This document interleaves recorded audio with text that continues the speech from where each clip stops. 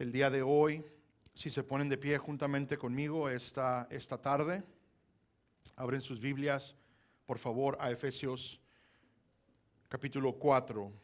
Efesios 4. Les doy unos momentos para llegar ahí.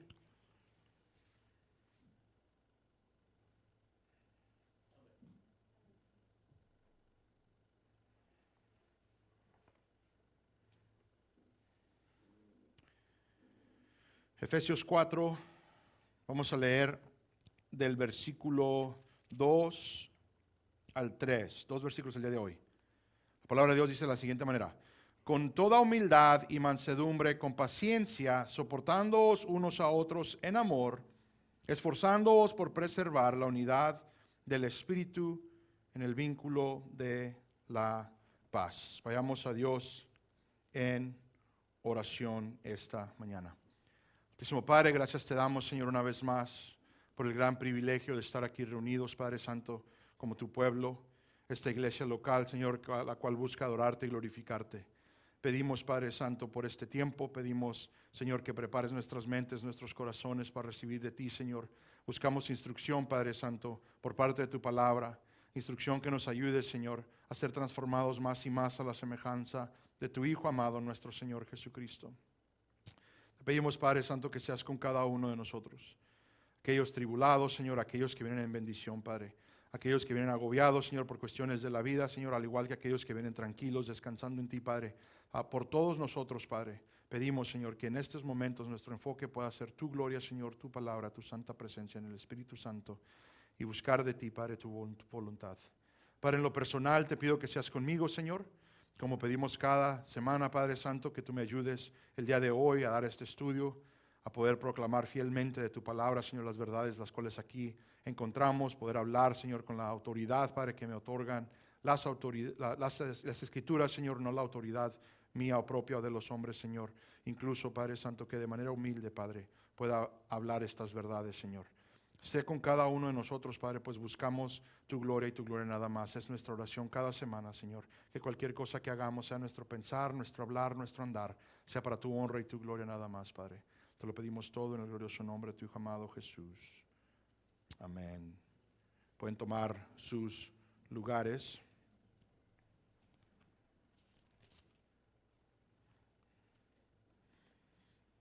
Hermanos, vamos a continuar lo que ahora consideramos la porción práctica del libro de los Efesios. Como les he mencionado antes, Pablo tiene la costumbre de presentar verdades teológicas, verdades en Cristo, el glorioso Evangelio, una proclamación fiel del Evangelio y los resultados de ese Evangelio en cuestiones espirituales, lo que significa para nosotros que estamos en Cristo.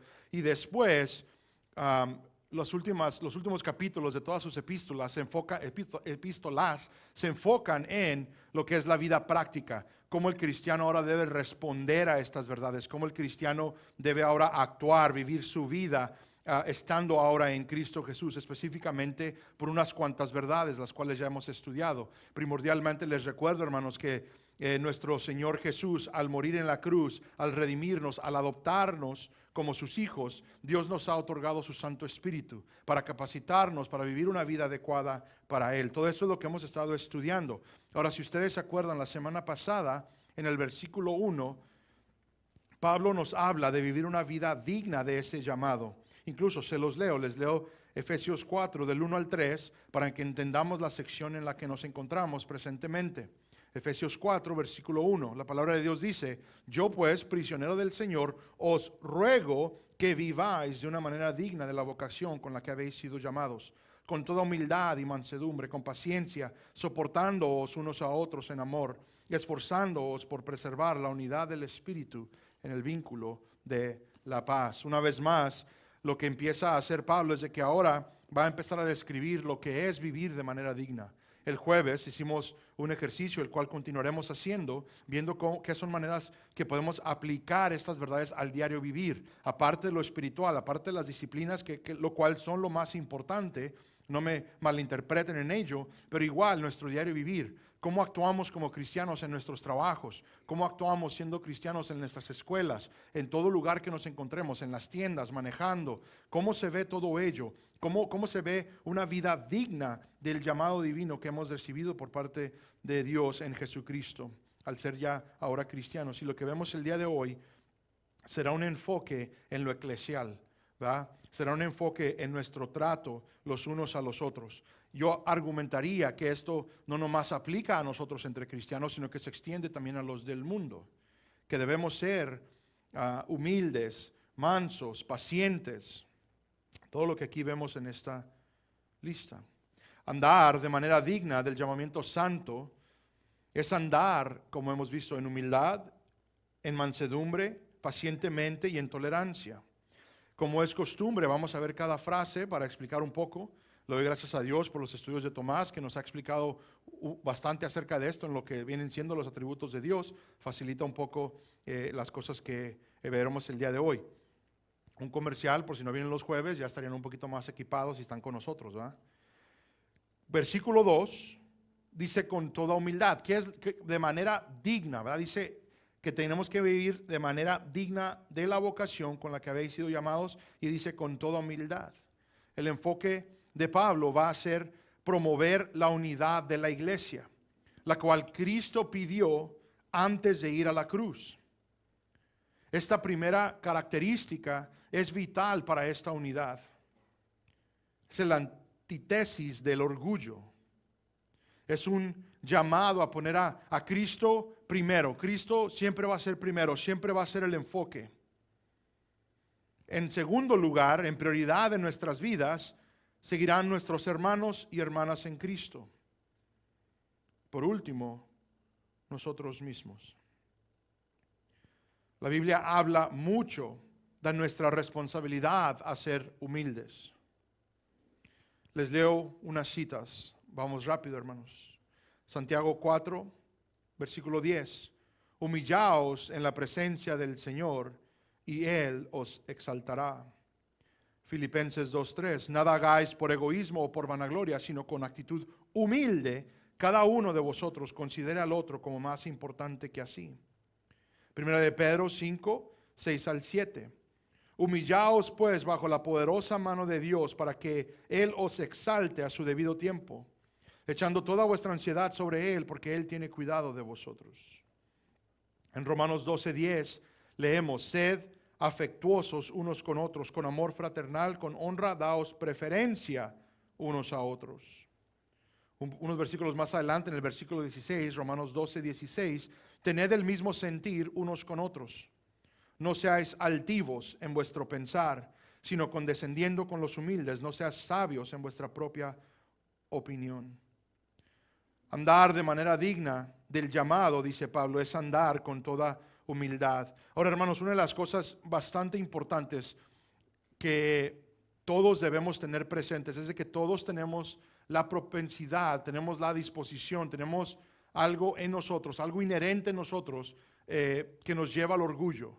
De cualquier manera terminamos en alguna forma en el orgullo.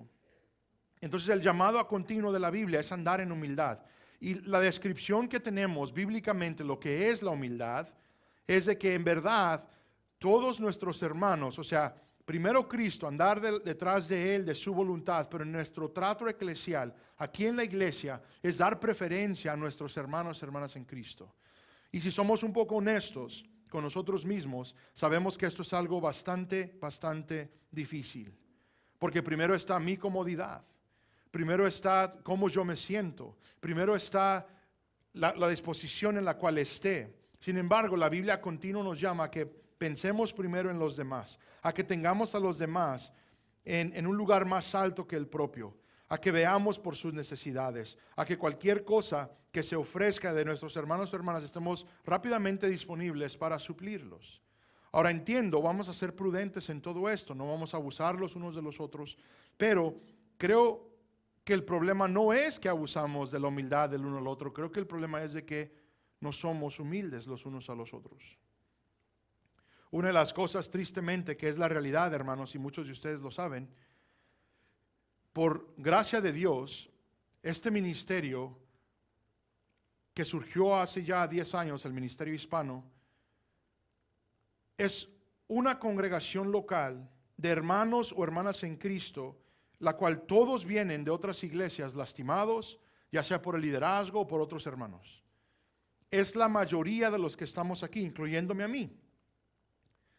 Y una de las cosas que siempre les he dicho es de que vamos a trabajar fuerte, vamos a trabajar arduamente por asegurarnos de andar en humildad, de ver por nuestros hermanos y hermanas en Cristo, asegurarnos de que nosotros en verdad vivamos lo que la Biblia nos está pidiendo, hermanos. Y espero empecemos a entender que no es un requisito que simplemente yo tengo porque no me gustó cómo me sentí cuando pasaron estas dolencias. No, es lo bíblico.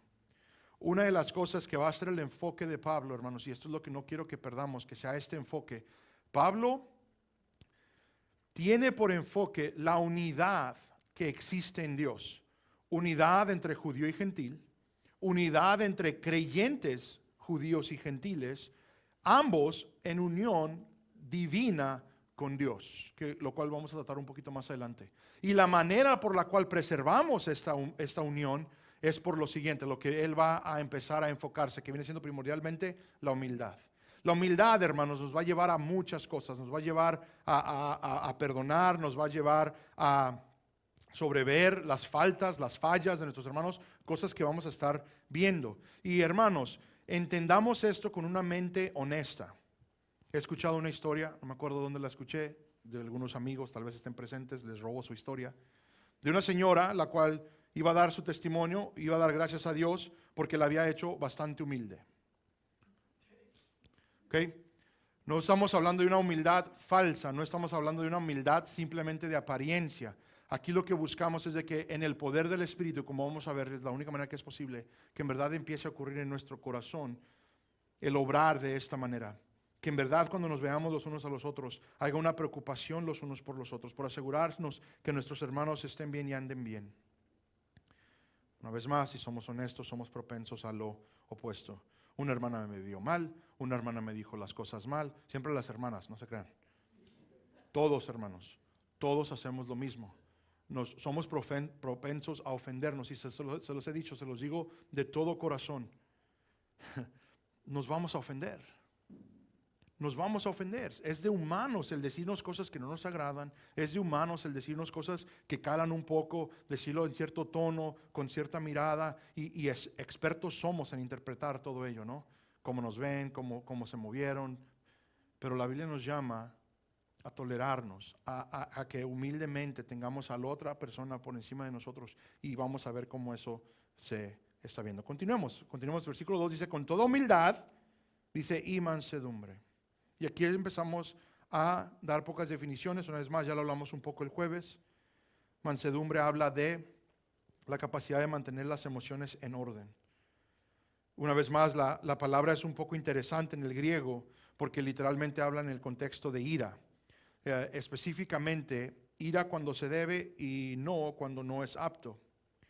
Pero en sí la palabra, en cómo está construida, es refrenarse de responder con ira, especialmente cuando es posible o cuando tal vez pensemos humanamente que es la reacción adecuada.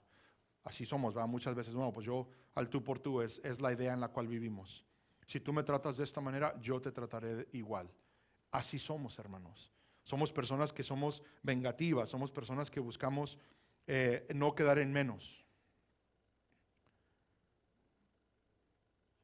El diccionario bíblico indica que la mansedumbre es fortaleza apacible, la cual ejerce su poder con moderación y delicadeza.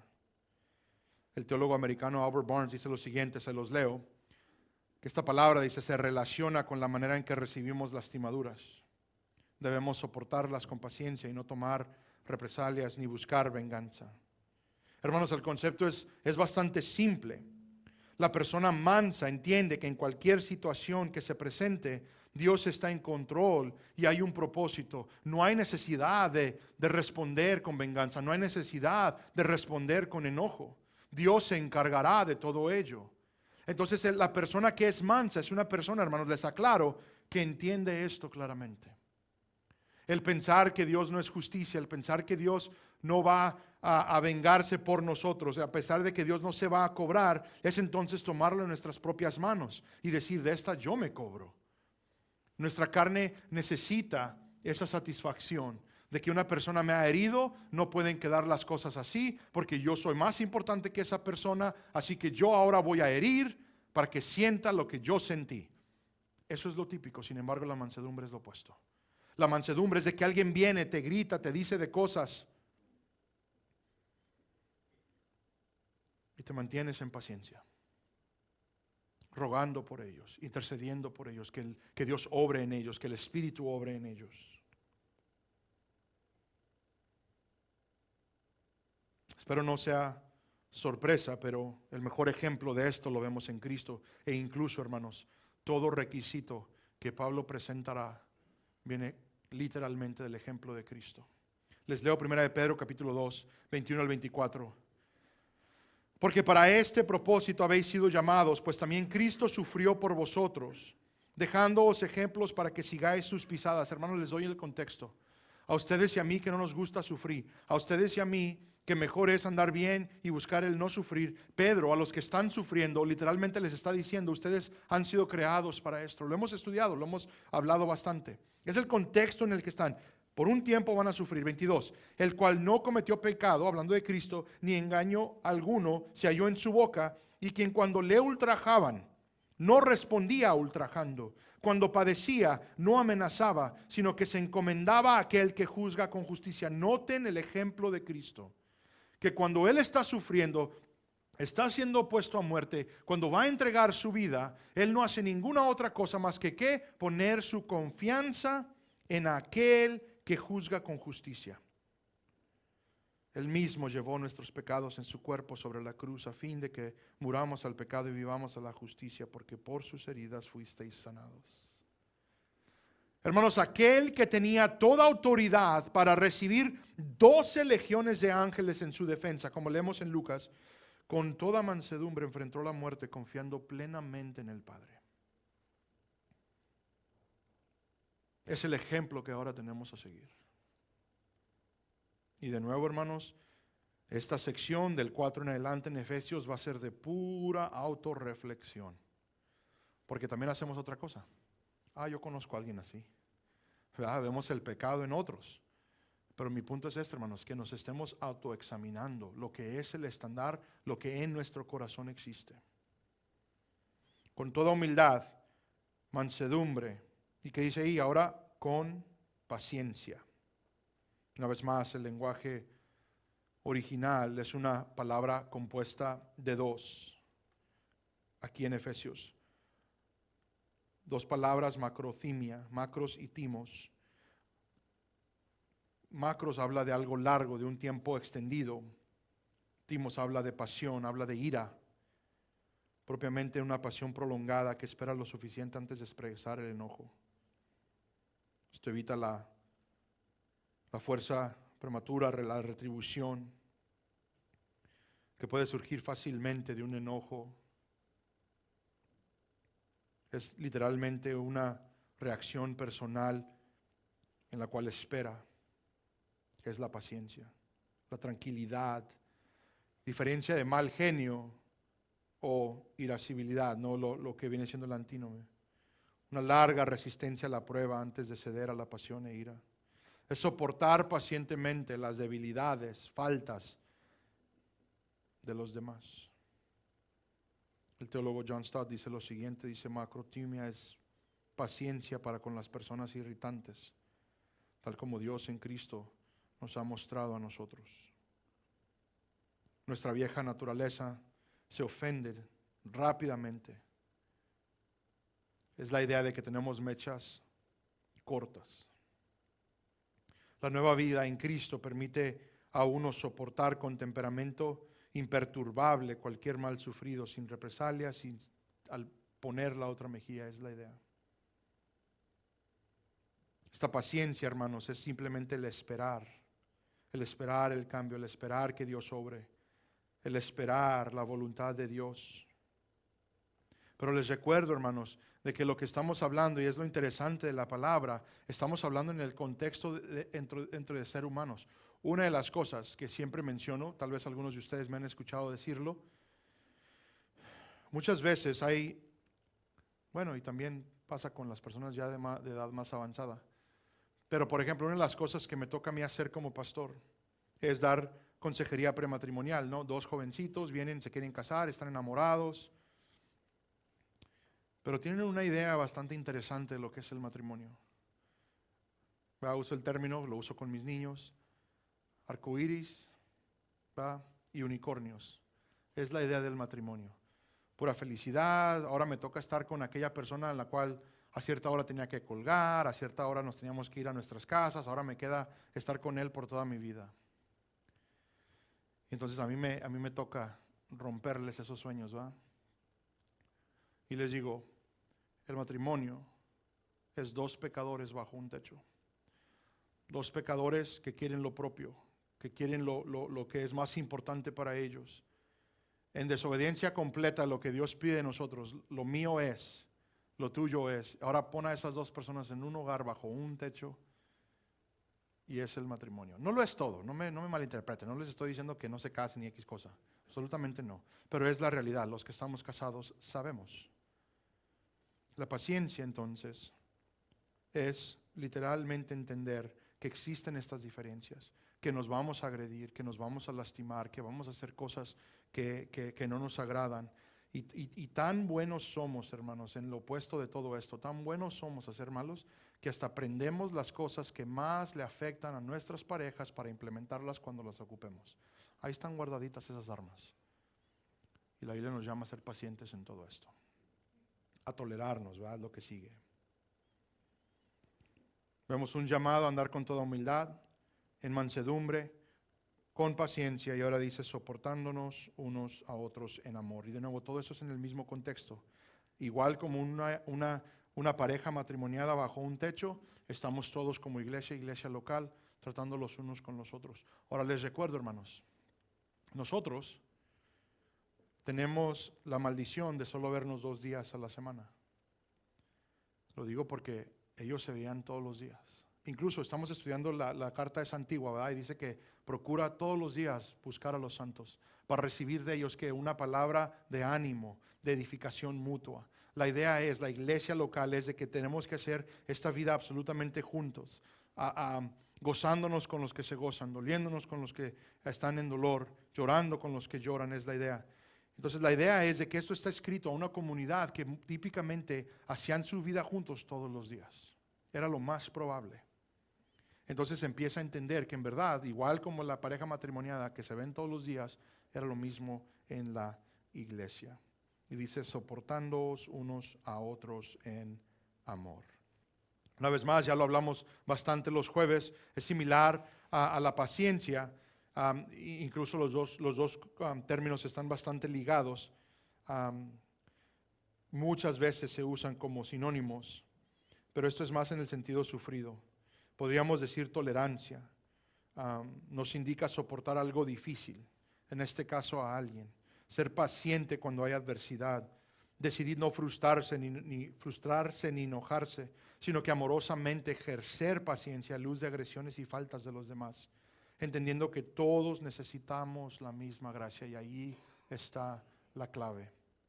La única razón por la cual nos frustramos o nos enojamos es de que se nos olvida que nosotros somos igual. Somos del mismo trato, hacemos las mismas cosas. Y como les he mencionado, hermanos, tenemos la tendencia a ver el mal de los demás como algo más importante, algo más severo, algo más grave, algo que inmediatamente se debe tratar. El pecado de la otra persona es mucho más importante que el propio.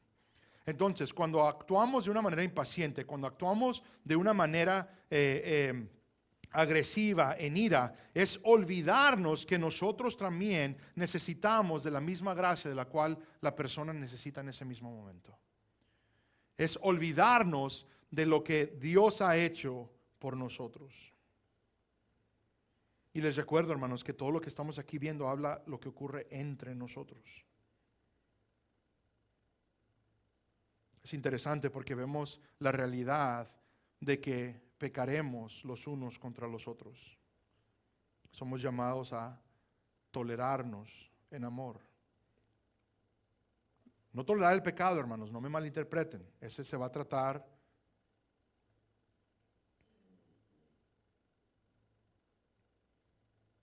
Pero es muy importante reconocer que hay un llamado para el cristiano a soportarnos los unos a los otros. ¿Y qué son las respuestas? Pero pastor, no sabe lo que me han hecho. Pastor, no sabe lo que yo he vivido. Pastor, no sabe esto. Pastor, no sabe nada. No sé nada, lo entiendo. Lo que sí sé es de que la Biblia nos llama a soportarnos los unos a los otros. Lo que sí sé es de que la Biblia nos llama a ignorar cualquiera que haya sido el pasado, cualquier agresión. No existe absolutamente nada que nadie nos pueda hacer que no merece la gracia y el perdón. No existe, hermanos. Nada. ¿Por qué lo digo? Una de las cosas que me toca tratar mucho cuando hay resentimiento, cuando hay rencor, el resultado de no soportarnos, el resultado de tratar a otra persona con agresividad, al resultado de tratar a una persona por lo que nos hayan hecho, en respuesta a lo que nos hayan hecho de manera vengativa, el sacarlos de nuestras vidas, el ignorarles, el agredirles o el hacerles la vida imposible, tiene mucho que ver en el cristiano el olvidar todo lo que hicimos en contra de Dios y aún así recibir la gracia y la misericordia de parte de Él. Hermanos, no existe absolutamente nada que un hermano o una hermana puedan hacer en contra de nosotros que no sea peor de lo que nosotros hicimos para con Dios. Y aún Dios, creador de todas las cosas, el santo, el anciano de días, el todopoderoso, el que tiene todo derecho para exterminar a toda su creación en un instante, ejerce paciencia y misericordia a pesar de la gran traición en pecado que hemos cometido en contra de Él. Y tenemos la audacia, como su creación, decir a otra persona que también es su creación, creado a su imagen: tú no mereces mi gracia y tú no mereces misericordia de mí, pero a Dios gracias que se ha apiadado de mí. ¿Se imaginan, hermanos? ¿Se imaginan lo que es decir ello? No podemos vivir en rencor, hermanos. No podemos vivir con resentimiento. No podemos vivir estando agrediéndonos los unos a los otros a luz del glorioso evangelio que nos ha salvado. No es posible. No es posible. Y hermanos, no alzo mi mirada en estos momentos porque sabemos que es un problema que aquí existe.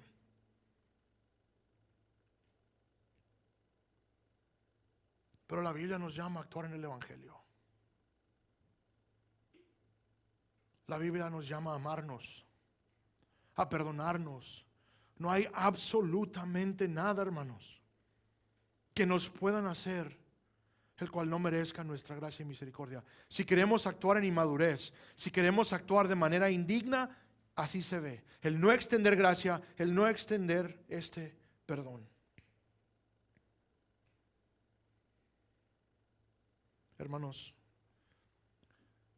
el otro error que ocurre en esto es tratar de obedecer esto, pero sin amor.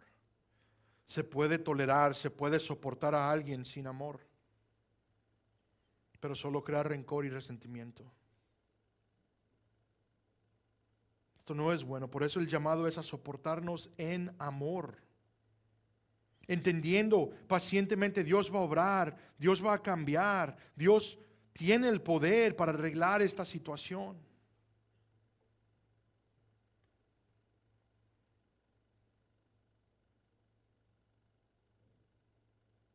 Vayan conmigo al versículo 3. Esforzándonos por preservar la unidad del Espíritu en el vínculo de la paz. Aquí el llamado es simple, hermanos, es a esforzarnos a permanecer unidos. Y quiero que notemos dos cosas aquí, son muy importantes porque muchas veces leemos ciertas frases y no indagamos y tal vez no nos tomamos el tiempo para apreciar verdades que aquí hay. Primero que nada, lo que consideraremos es de que es un llamado a la preservación de la unidad, al igual que se nos linea la presencia y el poder del Espíritu en esto. Hermanos, preservación de la unidad es muy diferente a que se nos pida llegar a ella. No se nos está pidiendo que la unidad es la meta. La unidad es lo que ya es. Ha sido ratificada por Cristo en la cruz. La unidad ya existe en su cuerpo. La unidad ya está presente en su iglesia. La unidad ya está presente entre nosotros, los hermanos y hermanas en Cristo. Por eso el llamado a preservarla, a no dejar que actuemos de manera diferente. Es el evangelio, hermanos, entonces lo que nos une. Somos familia. Lo he mencionado, muchos se ofenden, espero no sea el caso, pero nos importamos más ustedes y yo que estamos en la fe que hasta la propia familia de sangre que no ha creído.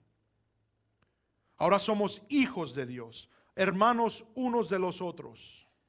Una unidad que Cristo compró a precio de sangre.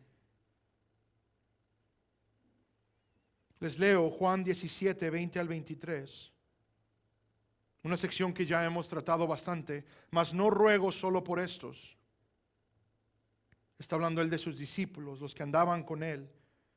No ruego solo por estos, dice Cristo, sino también por los que han de creer por mí, en mí, por la palabra de ellos. Aquí ya nos incluye ahora sí a todos nosotros, a todos los que hemos creído por el mensaje que aquí está escrito.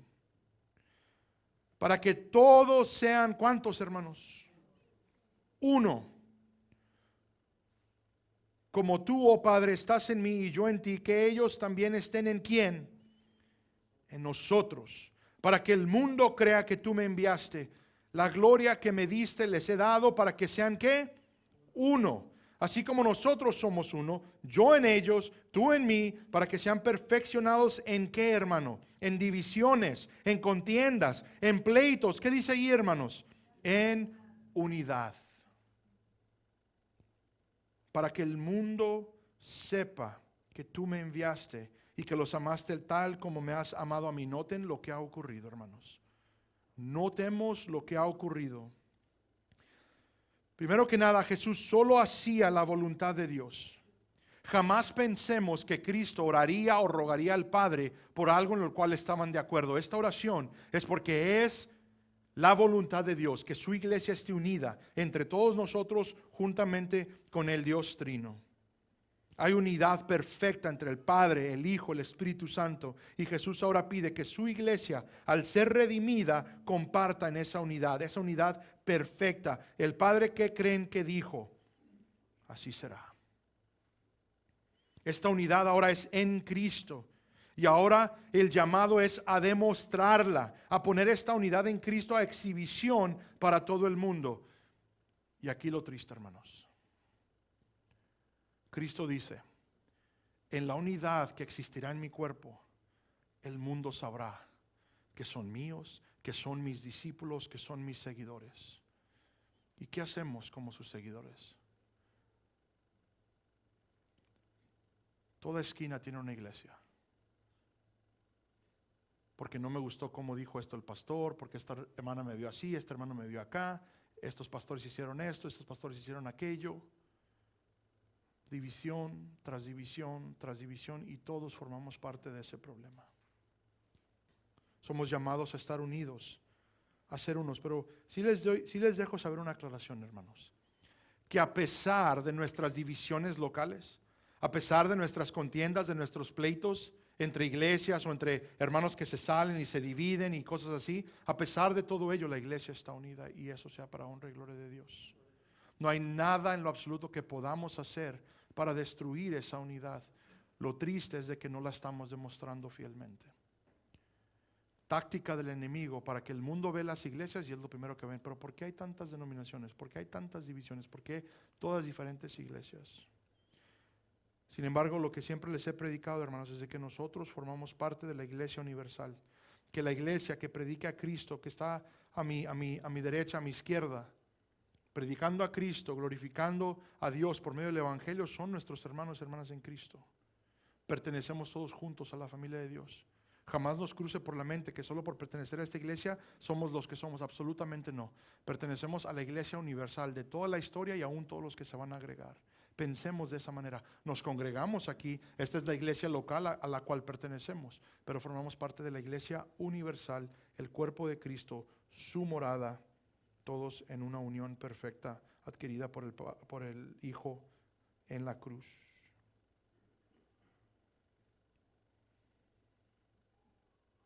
Una de las cosas que ocurre cuando se presenta esta desunión, cuando se presenta esta idea de que no estamos en unión, es de que la reputación de la novia de Cristo sufre bastante. Una de las cosas, incluso vamos a tratarlo un poco porque sí quiero aclarar, hermanos, el llamado el día de hoy a la unidad en este contexto eclesial, sí tenemos que entender que, y por eso siempre hago, como quien dice, la modificación, es aquella persona que cree fielmente en las cosas fundamentales. Si una persona o una iglesia o un grupo de personas no creen en lo esencial que aquí está revelado a nosotros, y acuérdense que hay diferencias de muchas cosas que aquí están reveladas, pero hablo de lo esencial. Personas que cuestionan la deidad de Cristo, personas que cuestionan incluso lo que es la naturaleza de Dios o cómo Él ha salvado, la obra de Cristo, ciertos aspectos. Todo ello es lo que nos une, es el Evangelio, las verdades del Evangelio que nos unen. Cuando éstas se comprometen, no existe unidad.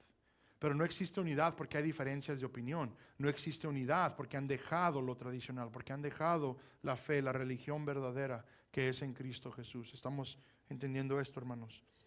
Hay ciertas sectas, hay ciertas denominaciones que pondrían en cuestión verdades bíblicas que son claras, a los cuales no nos asociamos con ellos, e incluso argumentaríamos que necesitan del Evangelio y la salvación de Cristo, no pertenecen al cuerpo. Pero bueno, eso es para después un poco. Ahora, la otra cosa importante, de nuevo, una es de que es una preservación de la unidad, ya estamos en unidad, pero la otra es importante reconocer, hermanos, que esto solo es posible por medio del Espíritu Santo. En nuestras fuerzas, en nuestra carne, jamás habrá unidad. Aquí lo importante de andar de manera digna, de andar en el Espíritu, dejándonos ser guiados por su voluntad. Todo esto requiere el poder de Dios, hermanos. Que yo piense de ustedes mejor que yo mismo, que ustedes piensen de nosotros más que ustedes mismos.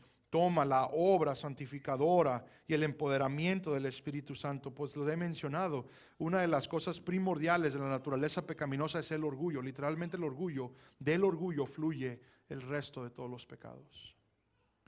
Cualquier cosa que ustedes se imaginan como pecado tiene por su origen el orgullo en nosotros. Es por eso que el Espíritu debe de ¿qué? De recrear, de hacernos nacer de nuevo y entonces andar según el Espíritu Santo. La importancia de depender del Espíritu es reconocer la debilidad que existe en nosotros para entonces poder andar de manera adecuada.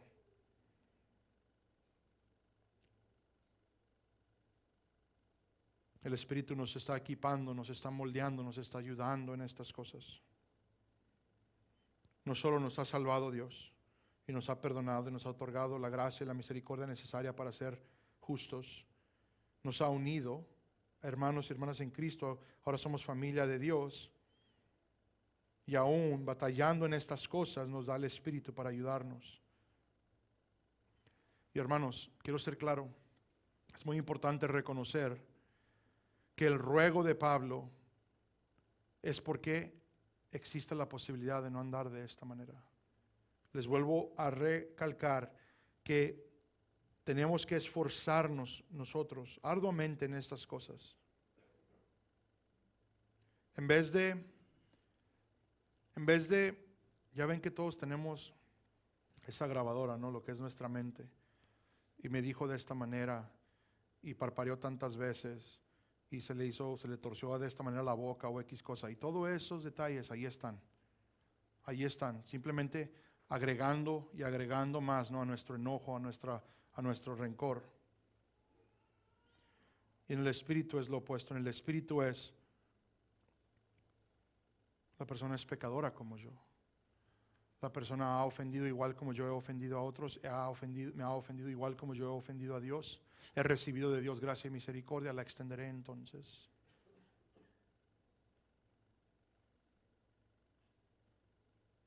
Y todo esto, hermanos, les recuerdo, el propósito de todo esto, y de nuevo lo vamos a indagar un poco más, es la unidad en la iglesia. Y el argumento el día de hoy es de que todo esto requiere el poder de Dios, hermanos.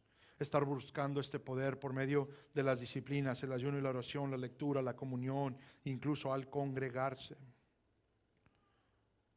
Hermanos, la importancia de la unidad en la iglesia de Cristo es algo central en todo el Nuevo Testamento. De nuevo, lamentablemente nosotros nos hemos desviado, pero noten todo lo que menciona Pablo en sus epístolas a las iglesias que él escribe. Voy rápido, 1 Corintios 1:10. Os ruego, hermanos, por el nombre de nuestro Señor Jesucristo, que todos os pongáis de acuerdo y que no haya divisiones entre vosotros, sino que estéis enteramente unidos en un mismo sentir y en un mismo parecer. Hermanos que estaban peleando por todo tipo de cosas, todo tipo de diferencias. Y Pablo, el propósito de la carta es recordarles, el evangelio nos une.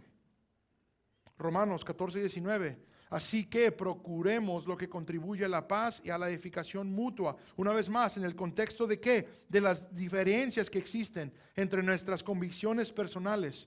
Una vez más, el mensaje de Pablo, el evangelio nos une. Todos tenemos derecho a pensar como nos guste en cómo vamos a vivir nuestras vidas, sin atar a nuestros hermanos ni juzgarlos los unos a los otros. De nuevo, estamos hablando de cuestiones de convicciones personales, no las bíblicas. Las bíblicas aplican a todos. Entre cristianos hay un deber a esforzarnos por esta unidad. Pero vemos lo opuesto: pleitos, contiendas, divisiones, rencor, envidia, ira, todo tipo de cosas que destruyen esta unidad. Y todo esto por el pecado que hay en cada uno de nosotros. Pregunto entonces, o tal vez es la pregunta que viene a mente, ¿cómo podemos ustedes y yo preservar la unidad? Y la respuesta se nos ha dado, hermanos. Pablo dice, con toda humildad, mansedumbre, paciencia, soportándonos los unos a los otros. De nuevo, humilde es pensar que todos los demás valen más que uno, especialmente Dios. Entender que el deseo de mi hermano es más importante que el mío, que su seguridad, su estabilidad, incluso su misma vida es más importante que la mía. Filipenses 2 nos dice que esta mentalidad hubo en Cristo. Cristo se humilló, tomó forma de hombre, vivió entre nosotros, sirvió a Dios y a los suyos, y se entregó por nosotros, siendo Dios, toma carne para entregar su vida en nuestro lugar. Mansedumbre, no reaccionar a las ofensas que nos sobrevengan por medio de nuestros hermanos o hermanas. Es mantenerse callado para no regresar ofensas, es tolerar todo tipo de agresión, entendiendo que todos pecamos y necesitamos de la gracia de Dios en ello. Igual es un atributo que vemos en Cristo Jesús, intercediendo por aquellos que lo crucificaban. Imagínense, escuchar a continuo al Señor: perdónalos, pues no saben lo que hacen. Perdónalos, pues no saben lo que hacen. Perdónalos, porque no saben lo que hacen. Intercediendo por aquellos que clavaban sus manos, clavaban sus pies.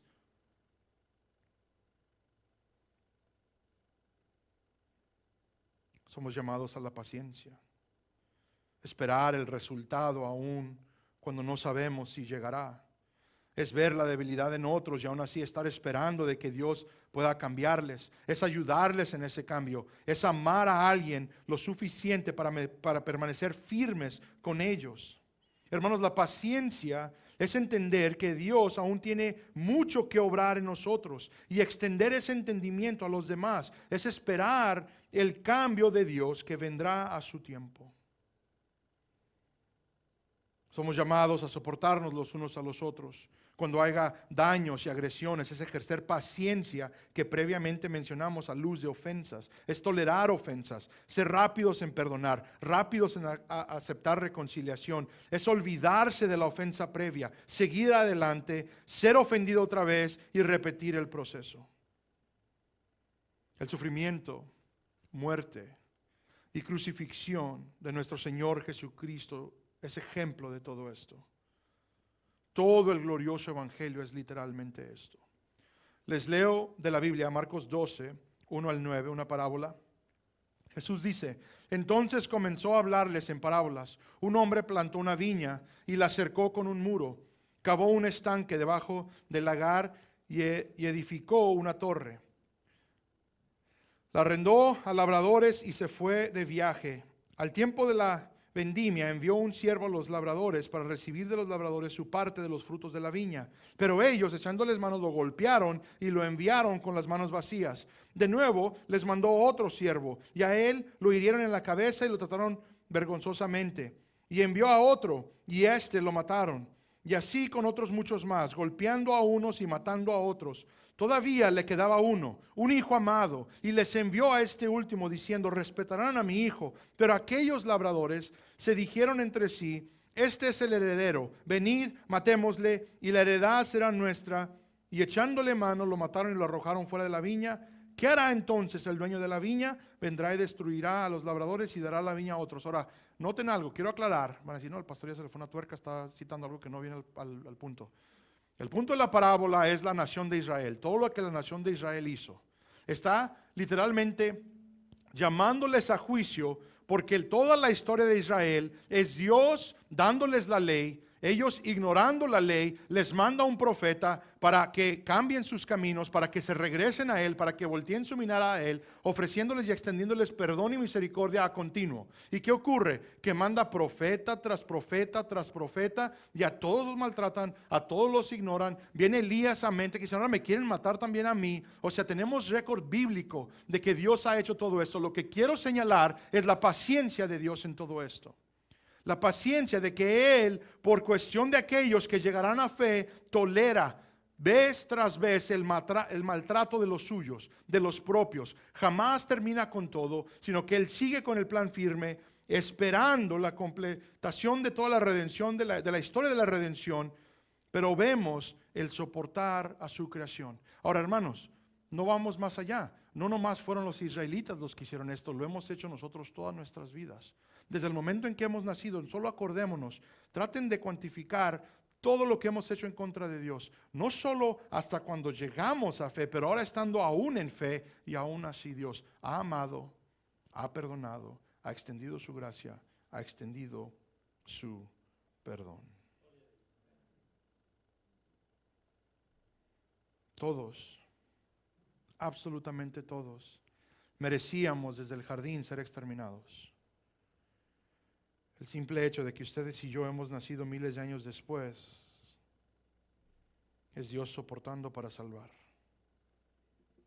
El Dios todopoderoso, creador de absolutamente todo, tolerando las insubordinaciones de sus criaturas para salvarnos, que viéramos su gloria por siempre.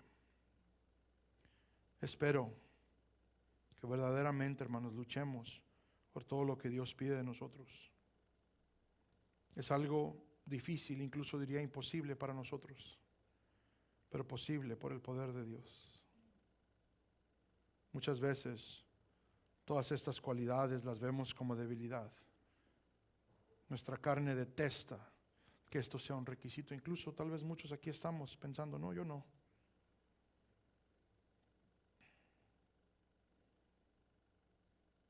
Pero todo esto fue lo que Cristo ejemplificó para nosotros a la perfección. No es debilidad, es poder en el Espíritu y requisito para aquellos que Dios ha salvado. Hermanos, andemos de manera digna de la vocación con que hemos sido llamados.